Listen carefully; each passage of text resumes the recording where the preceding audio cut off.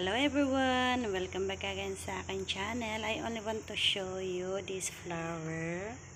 Ang ganda na ng flower na to. Itong flower na to, nandito lang sa loob ng bahay namin guys. Kita nyo? Ang ganda. Lahat ng dulo niya may bulaklak. Yeah, waiting pa yung iba. Ang bilis lang yan dumamo yung bulaklak niya guys. At ang nakakaganda dito guys, yung kanyang leaf. Look. Maroon o red siya doon sa dulo, sa gilid, sa loob niya. Tignan niya guys. Ang ganda na. And of course, ang bulaklak. Super ganda. Ito ay, hindi ba napatawag nila dito sa bulaklak na to. Ito guys, ito yung tumutubo. Halimbawa, ito nag-dry na to, no. Itong bulaklak na to, no. Pag nag-dry na siya, ilalagay mo lang dito sa ilalim.